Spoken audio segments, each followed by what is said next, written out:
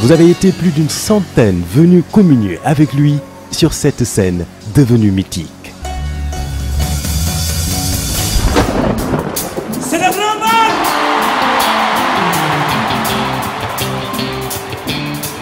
De tous les coins et recoins du monde, le sourire, la bonne humeur, les préparatifs commencèrent. Les tailleurs se mirent à coudre les plus beaux bobos. Lors des bijoutiers reprirent à couler pour le bonheur des belles dames africaines. Vos cris de bonheur et d'exaltation feront monter les décibels. Les solos de guitares électriques se feront plus lancinants. Les danseurs tourbillonnant au rythme infernal des tambours africains. Tandis que la voix atteindra des octaves jamais égalées. Grâce à vous, l'ambiance sera encore extraordinaire. La fête sera grandiose. Bougez, tirez, chantez, dansez.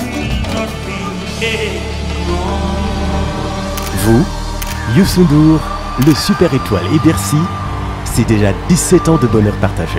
Merci.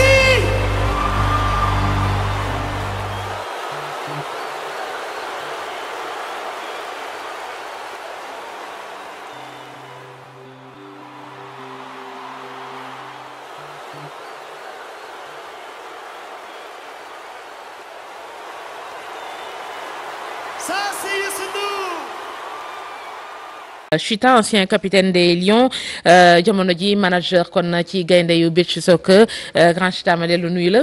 ah maa ngi lay fay Adja. mi ngi noonu kon ni ñu ko waxee qualifié nañ déjà mais résultat dëgg lañ bëggaat suñu diggante ak Afrique du Sud ndax mën nañ ko jàpp xaat match pour waajtaay jëm ci mondial bi wala. mais bien sûr defe naa ne li xale yi wax nii ci image yi aussi mooy liy war a ne tey ci terrain bi certes qualifié nañu mais tey war nañu wan Afrique du Sud ne li leen gagné fële aussi.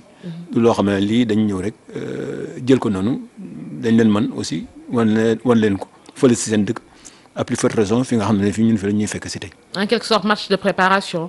Même pas match de préparation parce que ba tey ji ci qualification yi la bokk. Donc comme on dit en français toujours il faut terminer le job. ah am na lu ñu démarré woon vraiment ñu gagné ko en apothéose ñun ñu fêté ko ensemble. Je crois que c'est la meilleure solution quoi et surtout en mettant aussi la manière. quoi loolu la Sénégalais yi di xaar. ci wàllu woowu niñ ko waxee ndax yaakaar nga ni tey jii Aliou Cissé dafa war a indi beneen xar kanam ci ñi muy dugal ci terrain bi wala ñi mu dugaloon parce que déjà ñi mu dugaloon am na ñoo xamante ni ñiy dellu nañu seen club ak lu ni mel may chance par exemple ñi nekk ci banc bi wala ban stratégie nga gis ni tey moom la war a doxalee. xam nga moom ku ko gis ni muy doxalee nga xam ne moom ci continuité la ne. du dëgg donc am na ñoo xam ne newuñu fi. am na ñu fi ne on est obligé remplacer leen mais ñi nga xam ne ñii ñoo démarré fële war nañu mën a jouer match bi bon Kara certes moom moo doon titulaire. donc bu dee fi mu ne nii bon toog na match bi mu war a toog man ci man dafa war a dañu war a démarrer match bi ñu andi ñu la le 11 type ñi nga xam ne newuñu fi ñu remplacer leen man laa wax à mon avis mais bon. li may xalaat man peut-être que du li Aliou di si xalaat mais man bu doon man la. mais en tant que technicien. man en tant que technicien dama ne damay andi l'équipe type lay andi parce que match tey bi dafa am solo pour ñu gagner ko waruñu ko caaxaane sax tey dañu war a gagner donc ñi nga xam ne ñi vraiment ci ñoom la mas a yaakaar toujours mais ñooñu war nañu mën a démarrer match bi ñi ci des après suñu leen mën a dugal ñu dugal suñu leen mën a dugal aussi ñoo xam ne waruñu leen mën a dugal mais match bi. du match boo xam ne dañuy ñëw rek daal di fa noonu déedéet. dañ ko war a ci war a gagné boobu nu mu war a doxalee parce que tam xëy na Afrique du Sud même bu fekkee ni ñoom tam dañu bëgg a def benn. non mais c'est vrai même entraîneur bi wax na ko nee na ñun dañu ñëw pour gagner ñoom it ñëwuñu pour caaxaan dañu ñëw aussi pour gagner pour xamal aussi seen waa dëkk ne li amoon fële aussi manque de chance la woon. mais ñii mënuñ ñun aussi il faut ñu xamal leen lële du chance dañ leen mën door leen aller door leen retour moo tax match bi dafa am solo match waruñu ko caaxaane waruñu ko caaxaan. mi ngi noonu match la bu ñu warul caaxaane suñu digg ak Afrique du Sud mais amoo ci tiitaange. non aw ma ci benn tiitaange dans la mesure où. war na mën a yomb. war na mën a yomb déjà que ñun qualifié nañ ba pare amatul dara lu nga xam ne lii muy tegu seen kaw bopp donc war nañu jouer sérieusement et puis ay professionnels lañu ñu nga xam ne ñii fa ñuy loolu mooy seen liggéey mais war nañu def li ñuy war a def mu jeex et du Sénégal rek match amical rek bon amatul wala match officiel. donc war a gagner parce que aussi classement FIFA bi. daf ci am solo. ci wàllu woowu ale ba niñ ko waxee woon ñaari bal ci dara lañu leen dooroon fële ca Polokwane loolee tax ñu war a dem kon ci coupe du monde bi ñu amal ci Russie atum 2018 président Macky Sall nag ba ñu ñibbisee ñoom gaynde yi démb recevoir na leen fële kon ca palais ku ca nekk en terme de prime spéciale ñaar fukki millions jox nañu la ko ñoom ak staff technique bi ci ndaje ma Pape Fara ñi nga moo ñu fa teewloon. ñaar fukki millions ci sunuy koppar gaynde gune ak staff technique bi moom la leen jiitu réew mi neexalee li nu mel nag di wane mbégteem ci qualification bi nga xam ne gaynde yi am nañ ko ca mondial Russie 2018 li mu bëgg mooy ñu dem ba ca demi-finale ya. décidé naa ñu wutal leen prime spéciale pour ñi nga xam ne ñoo nekk équipe bi ak encadrement technique bi ànd ak ñoom ñu jox leen ñaar fukki millions kenn ku ci ne pour mu nekk lu ñu leen di jàppale ci seen préparation. te ñu xam ne war nañu continuer liggéey bi leen di xaar jël raaya bi bu ko mënul jël itam au moins mu mën a dem demi-finale coupe du monde na bokk ci ñeenti équipe fi mën ci àdduna bi am ngeen capacité bi parce que fi ngeen di football mais équipe yooyu rek ngay dem. ca ndaje moomu sax gaynde yi wax ci li nga xam ne muy seeni bëgg-bëgg. Profitons de ce moment solennel pour vous demander des terrains, des passeports diplomatiques. Et un nouveau bus pour l'équipe nationale du Sénégal. li nu mel tàbbiwul ci noppi tax ndax ñi ci réew mi nee nañ gaynde yi dinañ leen teg ci condition yu baax ba objectif bi ñu bëgg ñu mun koo am. dégg naa li Moussa wax seen tur daañu si taxaw li am solo daal mooy ngeen xam ne réew mi yëpp a ngi seen ginnaaw li ëpp solo mooy ngeen préparé wu entraîneur bi teel a dem xool fi ngeen war a dal xool conditions yi ngeen war a liggéeyee. xool ni ngeen war a def pour que boo leen demee foofu ñu xam ne ay gaynde ñoo ñëw ci Russie. ndaje neexal la waaye tamit ak i dige ndax président fédération sénégalaise bu football dig na njiitu réew mi ak groupe bi du yàgg dara ñu jox ko coupe d'Afrique.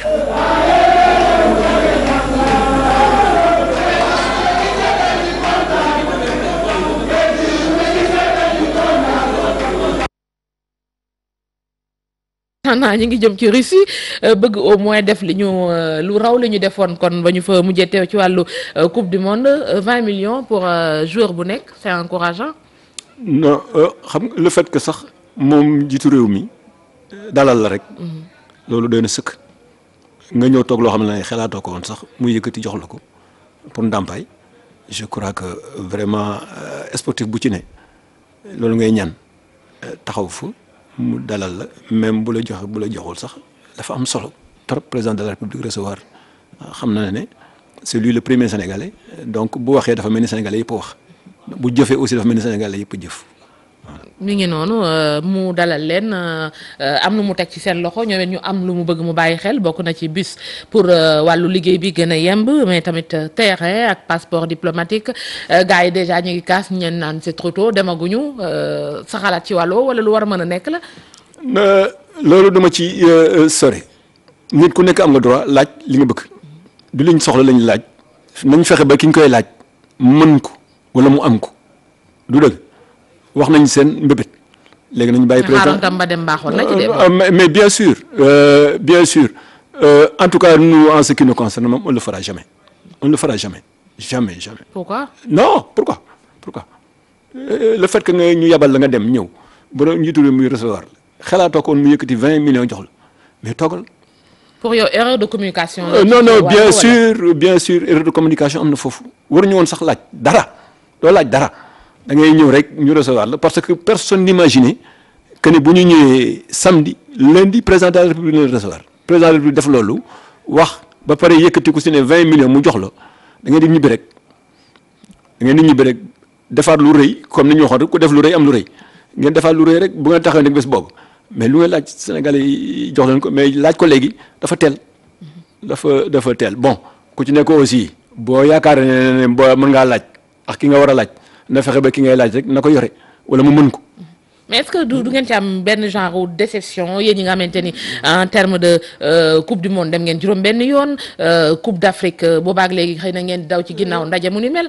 waaw xam nga ñun coupe du monde moom miin nañ ko 6 fois dem nañ coupe du monde 4 fois gagné nañ coupe d'Afrique mais le fait que même si le président de la République ne nous reçoit pas ça certes ça fait un peu de frustration mais du amul problème ñun li ñu gën a intéressé mooy au moins défendre les couleurs de la nation.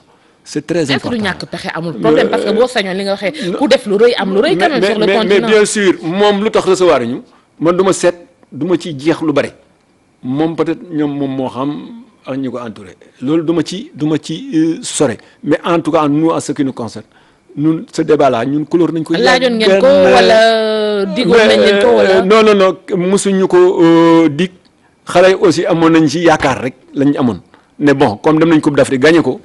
normalement xam naa ne yaakaar lañ amoon mais bon yaakaar jooju peut-être li tax am naa ko amul c'est pas un problème mais gis nga doomu aadama aussi ngay jullit da ngay gëm dogal bu yàlla ne du la recevoir bu ne daf la war a recevoir tey kenn mënu ci dara loolu aussi il faut que ñu wéer ko foofu il faut que ñu dem ak ngëm du tere aussi fañ ne woon ba tey ñu nga fa de ñun fañ ne woon ba tey ji ñu nga fa gis nga Coupe d'Afrique 2018 bii buñ nañu woon suba ay ci rek ñu tegawaat ci parce que nous aussi ce qui nous intéresse le plus mooy le fait que ngay dox ci mbedd mi di daje ay sénégalais vraiment ñu di la féliciter wala ñu di la encourager tey mënoon nañu recevoir tey jii jox ñu ko si ne 10 millions boo matul sax yàlla tere ko sax boo matul du la jik.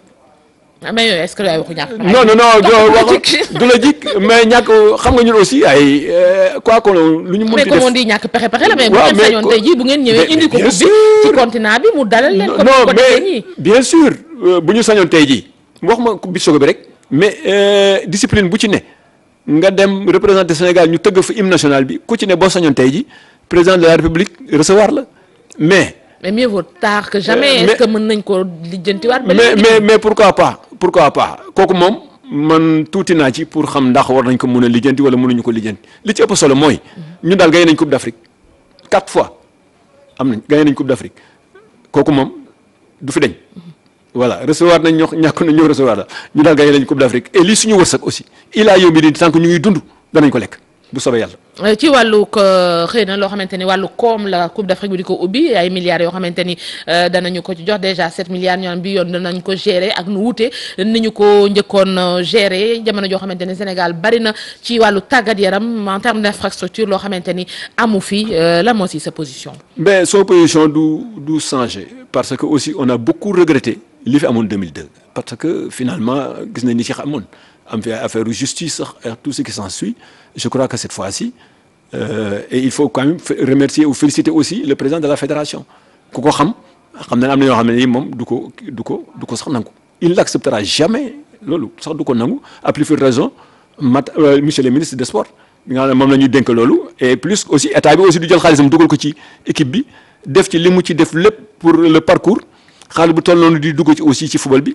état bi toog aussi di seetaan état bi sax da ko dul nangu te lii comme bi dugg nii dañ naa alhamdulillahi rabbil alamin parce que vraiment club yi sonn nañu surtout les clubs amateurs laa wax sonn nañ trop donc man boo xam ne bii dina leen mën a dimbali tu vois même les clubs professionnels sax ñu jàppale leen infrastructure moom Sénégal Dakar surtout Dakar soxla nañ ko vraiment pour xale yi am fu ñuy tàggatee yaram quoi. yéen bu ngeen di dem ñaata milliards la ñuy ngeen di indaale xëy na football bi dina dugal 7 milliards.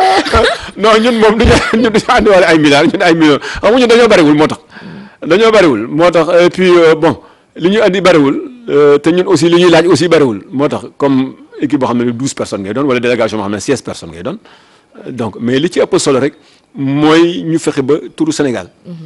fu ñu dem ci adduna bi ñu xam ne Sénégal gi nii. fu ñu rëqee hymne bi rek. voilà bu ñu rëqee hymne wala nga xool ni à travers le monde ñoo la ñu wenale drapeau bi la ñii la dafa am solo et puis léegi sport bi léegi dootu fo économie la déjà mu ngi ni coupe du monde bi li mu fi dugal nii écharpe bi ma takk nii kii. tey mën nga ko jaay tey boo koy jaay muy jar tey loo ci jaay tey muy jar donc loolu day dugg ci. comme donc dafa am solo.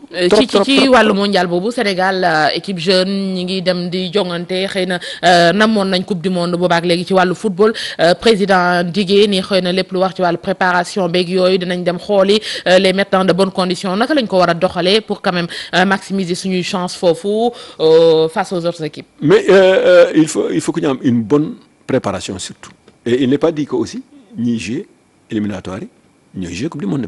parce que déjà diggante bi rek am na 7 mois nga xam ne bii entraîneur bi dina xool bu baax ban programme la mën a teg en place parce que déjà rek am na équipe yoo xam ne tey jii rek France ngi joué tey ak Allemagne et tout ça c'est dans le cadre si préparation coupe du monde bi la ne donc il faut une bonne préparation et que ñu xam ne football bi aussi léegi dafa changé bu ñu demee léegi ba Italie léegi mënatul gagné sax Suède nga xam ne léegi donc équipe yëpp taxaw léegi ñëpp a mën a football léegi mais objectif bi lenn la mën a doon même quart de finale sax laay wax.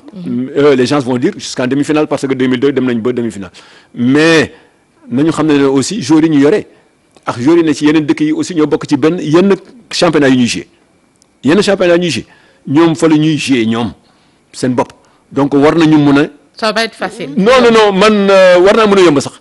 war naa mën a yomb parce que ñoom ñëpp ñoo bokk ci benn championnat bu ñuy joué Sadio Mané tey Liverpool lay joué nga dem fa la gis fa ay joueurs yoo xam ne si Liverpool la ñuy joué wala ñu ngi joué Salah Liverpool lay joué donc ñun war nañu mun a suñu bët war na mën a sore war na mën a sore et là aussi ça dépend ci joueurs yi s'ils sont motivés motivation surtout problème prime tamit day ñëwaat foofu il faut ñu waxtaan ak ñoom xam ko si ne ñaata lañ lay jox.